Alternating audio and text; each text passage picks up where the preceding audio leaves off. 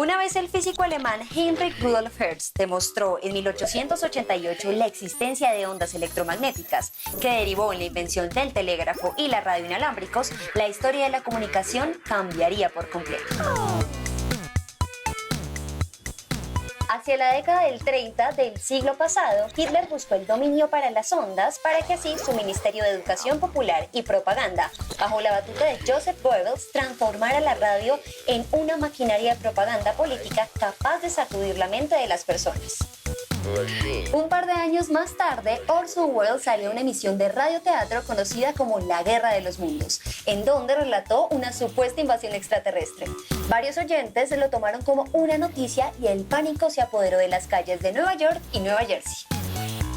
En Colombia, en la década del 40, con el proyecto Radio Sutatensa, fueron alfabetizados alrededor de 8 millones de campesinos que a diario se reunían alrededor del transistor como único medio para acceder a la información que buscaban.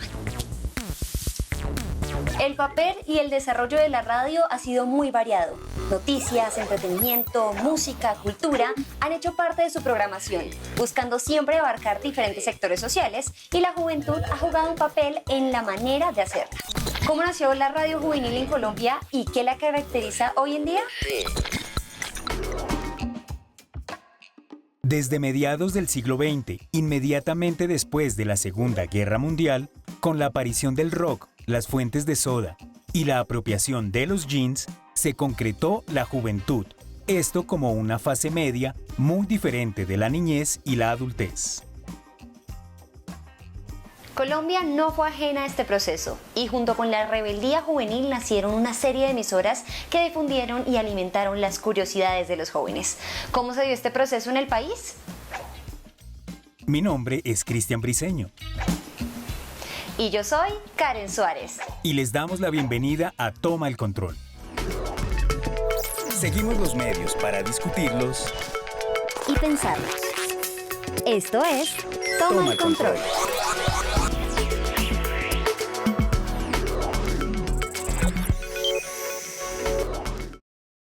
Hoy nuestros invitados nos cuentan cómo ha avanzado la radio juvenil. Para la comunidad sorda no es muy significativa la radio, puesto que no es un medio de comunicación que podamos utilizar, pero es bastante interesante conocer este contexto.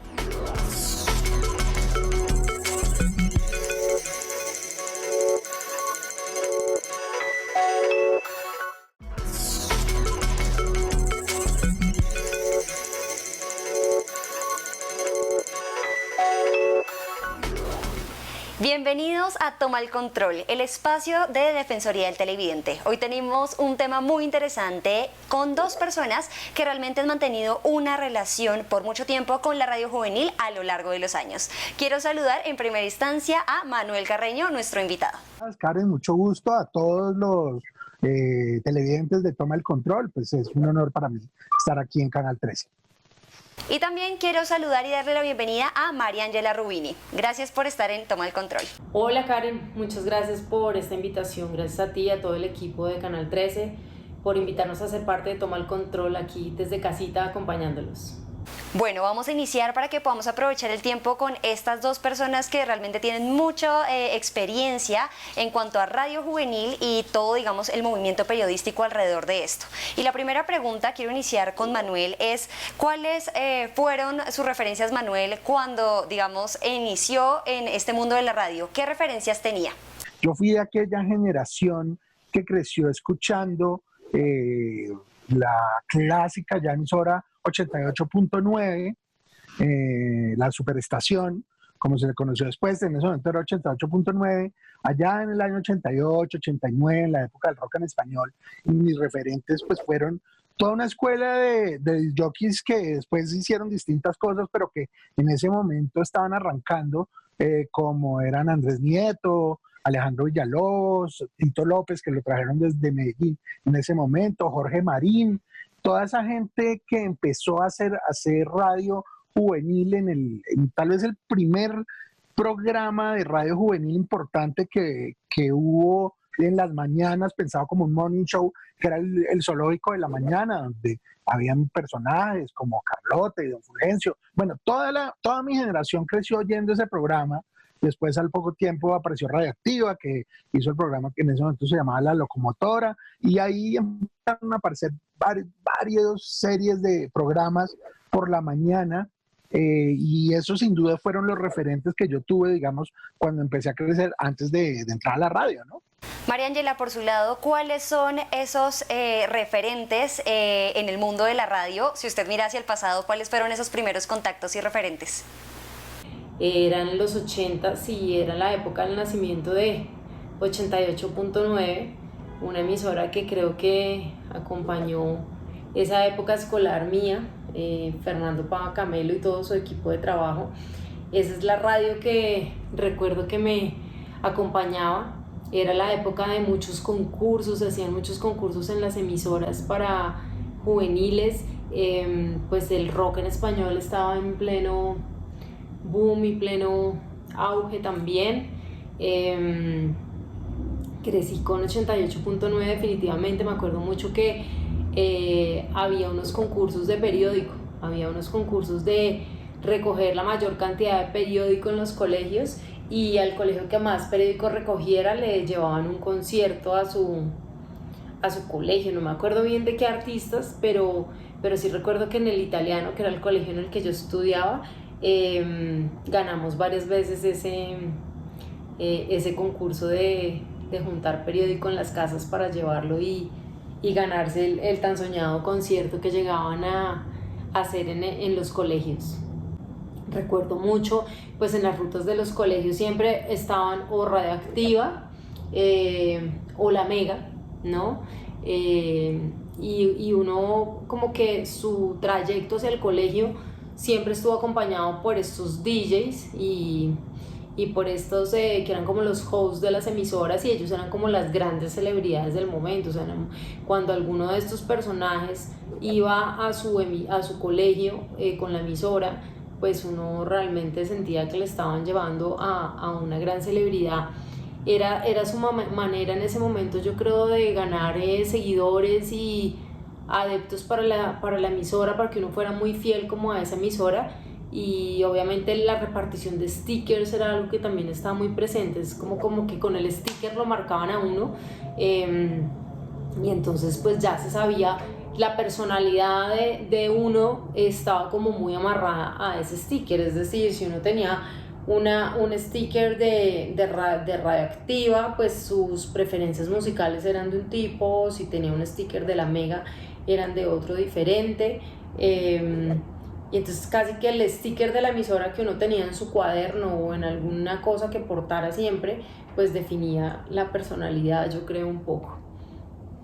Bien, toda esta conversación está siendo muy interesante. Ustedes y yo nos vemos ahorita, vamos a un pequeño corte, no se muevan que ya viene Toma el Control.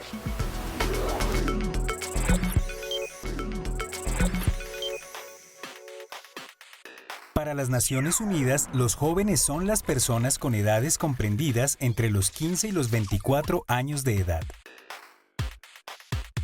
Pero realmente, para entender mejor el nacimiento de la cultura juvenil,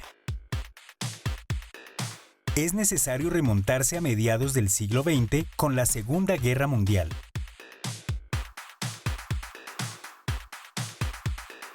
Nacen de ahí unos límites generacionales que hoy se conocen de la siguiente manera. Generación Z. Generación Y o Millennials.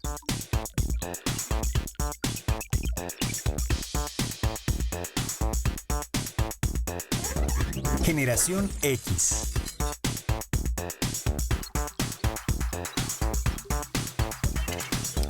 Baby Boomers.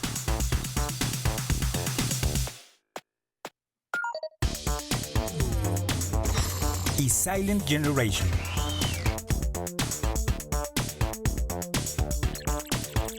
Estos límites son muy útiles tanto para sociólogos y antropólogos en sus estudios,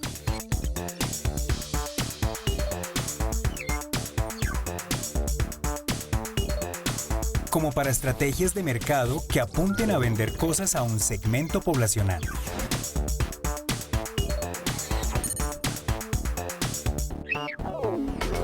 Continuemos aquí en Toma el Control con nuestros invitados Mariángela Rubini y Manuel Carreño. Me gustaría preguntarle a Manuel, ¿cómo se definiría, según todo lo que usted ha vivido, radio juvenil en una época como esta?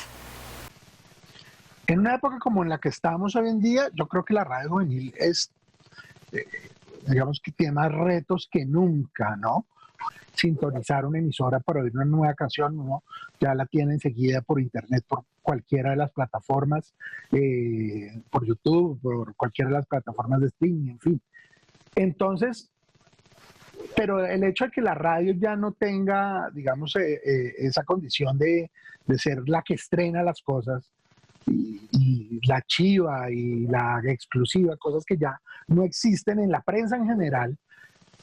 Entonces eso obligó a la radio a reinventarse, porque entonces la radio, ¿qué tiene que hacer con esa canción que ya puede oír todo el mundo al mismo tiempo y que la radio no la está presentando en exclusiva? Y si la presenta en exclusiva se demora 10 segundos en dejar de ser exclusiva. Tiene que acompañar, tiene que ayudar, aprender, que la gente que esté escuchando la canción no solamente oiga la canción nueva o el disco nuevo o lo que sea, sino a gente que esté, y no que les esté enseñando, porque la gente no es que necesite que aprender, pero gente que esté acompañando lo que se está diciendo y complementándolo, mostrando otras cosas que de pronto a la gente le puede gustar. Eso es lo que la radio juvenil tiene que hacer hoy en día con la llegada de los podcasts, todo. Yo no creo en ningún momento que la radio vaya a perder su poder, o que a la radio la han matado desde que yo me acuerdo, a la radio la han matado desde los años 40, la han matado con la televisión, le han matado después con el internet, y sigue más viva que nunca. La radio tiene miles de posibilidades y la radio juvenil sigue teniendo miles de posibilidades. No debe ver el podcast o los streamings como enemigos, al revés, los debe ver como aliados de nuevas formas de inventarse, porque la radio siempre va a tener un lugar que nadie le va a poder quitar. Bien, Manuel, ahora me gustaría hacerle la misma pregunta a Mariángela. Según lo que hemos conversado, ¿cómo se definiría la radio juvenil hoy en día?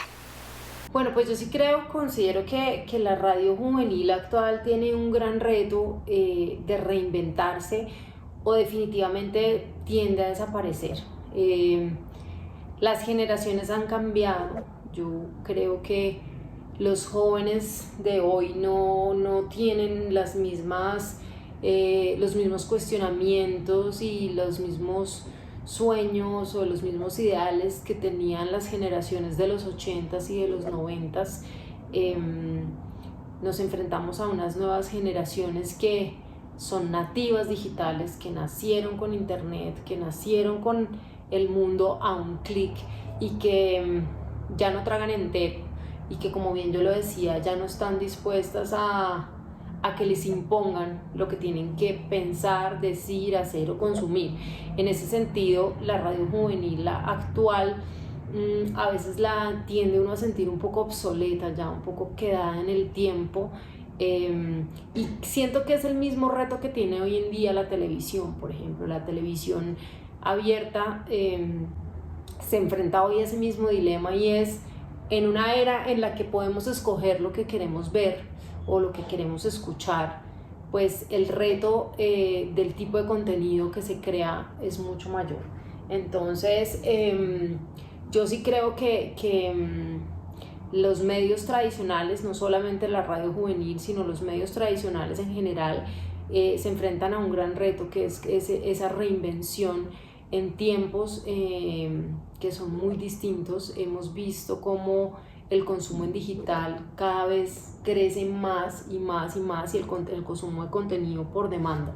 Así que hay que entender desde la radio juvenil a quién se le está hablando, quién es ese consumidor de hoy. A veces uno siente también que quienes están al frente de estas emisoras juveniles siguen conservando una cantidad de cosas del pasado que hoy ya no aplican, y que es necesario como replantearlo. Ahora vamos a ver la siguiente nota, en donde veremos a una leyenda, un testigo que vivió en carne propia la evolución de la radio y nos contará cómo fueron esos primeros días de la radio juvenil en Colombia. Vamos a verlo.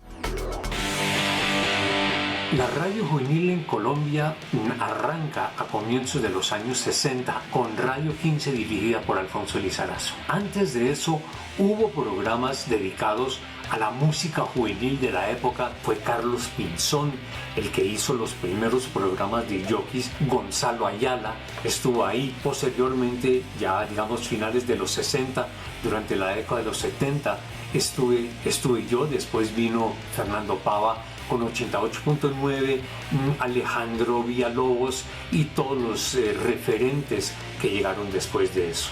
Va entrando, viene, se ve venir, paso a la victoria. Llega el gran Manolo Belón a la Luciérnaga. Manolito, bienvenido, hermano. En esa época sonaban las canciones que estaban de moda. Estamos hablando de Elvis Presley, el dúo dinámico, los Teen Tops, Enrique Guzmán, César Costa, Palito Ortega y muchos otros artistas que venían a veces de otros países como Venezuela, de Perú, de Inglaterra, de Alemania. Los invito a que nos acompañen en Tema Libre, un podcast en donde dos amigos se sientan y charlamos alrededor de una taza de café y hablamos de lo humano, lo divino, pero siempre con muchas pretensiones, ¿no?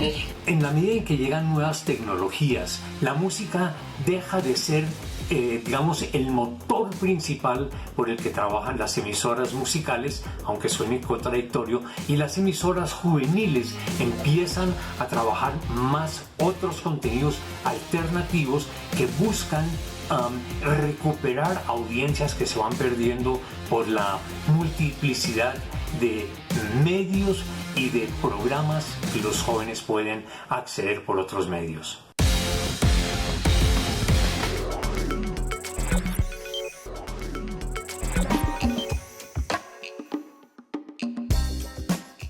Estamos de regreso a Toma el Control. Queremos escucharlos y lograr que Canal 13 esté cada vez más cerca de ustedes. Por eso tenemos esta sección en la que leemos y damos respuesta a alguno de los comentarios, peticiones, quejas o reclamos que nos llegan. En esta ocasión nos escribió Alex Rodríguez. Veamos qué nos escribió. Buenas tardes. Acabo de ver el programa Toma el Control y me gustó mucho. Los felicito por esa excelente idea. Quisiera saber si en Medellín también tienen algún lugar para aprender lenguaje de señas. Buen día, muchas gracias. En el canal agradecemos a Alex por escribirnos y le damos respuesta a su inquietud. Hola Alex, qué gusto saludarte. Nos agrada mucho que disfrutes de Toma el Control.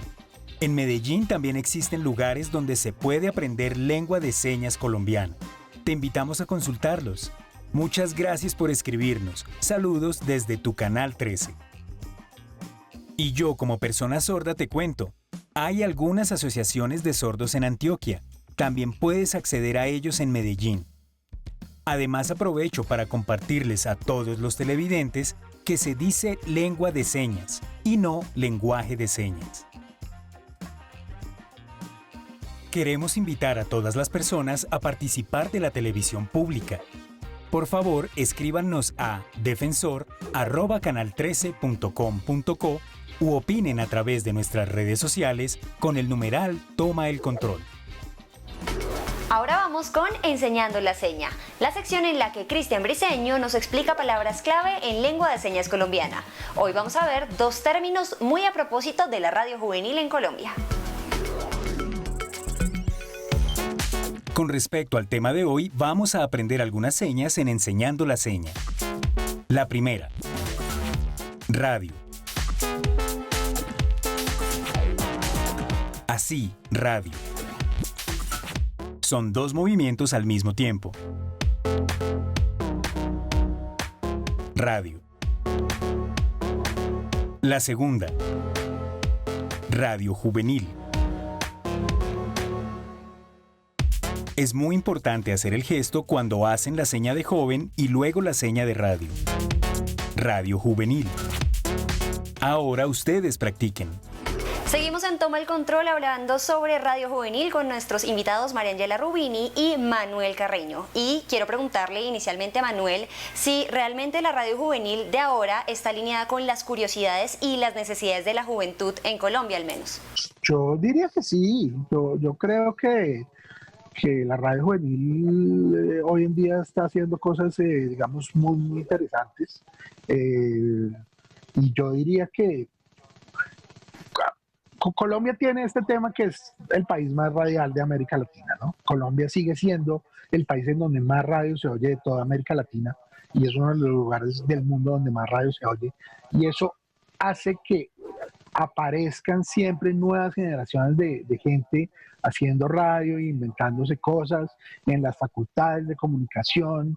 En algunas facultades sigue habiendo énfasis de radio, entonces aparecen y se hacen cosas, digamos, muy interesantes desde el punto de vista juvenil.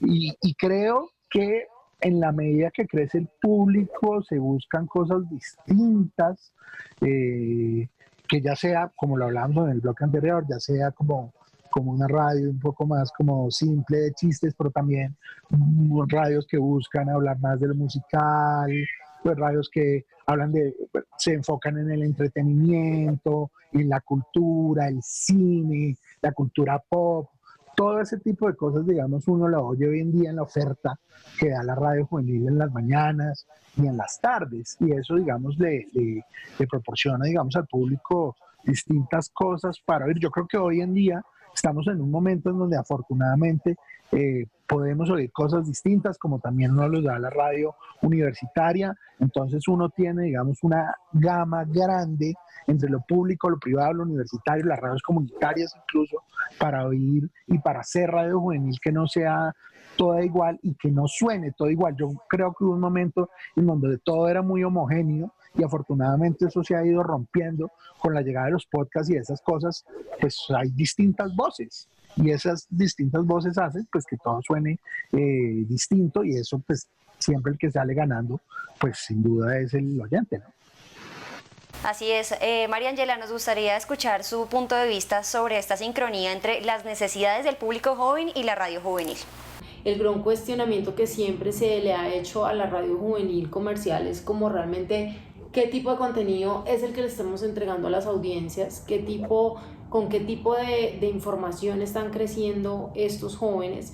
Ahora, es entendible que no todas las radios juveniles, como lo decía, cumplen la misma misión o tienen la misma función, pero yo sí creo que uno, y digamos que yo con Shock lo he vivido mucho a lo largo de la historia de la marca, y es que uno tiene la función de entretener, claro que sí, pero al mismo tiempo tiene que ir entregándole a las audiencias cosas nuevas,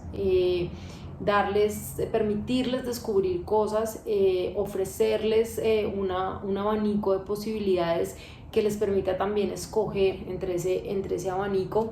Y muchas veces la radio comercial juvenil se limita a, como lo decía, a lo que está de moda, a lo que es tendencia, y se despreocupa por completo de que definitivamente este es un público que está en proceso de formación y de construcción también de una identidad y de unos criterios frente a la vida, y ese aporte de una u otra manera pues termina siendo valioso porque, como lo decíamos, la radio juvenil acompaña, como bien su nombre lo dice, a los jóvenes en muchas horas del día.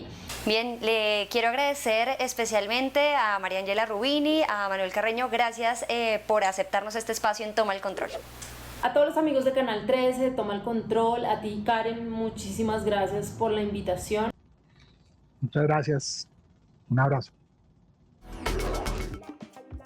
Gracias a nuestros invitados, siento que la radio juvenil en Colombia se proyecta a futuro. Muchos jóvenes seguirán este modelo y se realizarán transformaciones sociales importantes, y de eso estoy seguro. Con esto terminamos nuestro primer capítulo sobre radio juvenil en Colombia. Teniendo el contexto claro, en el siguiente capítulo hablaremos con quienes día a día se encargan de darle vida a la radio juvenil. No se pierdan el siguiente capítulo y recuerden que pueden ver este y otros capítulos en el YouTube de Canal 13 Colombia.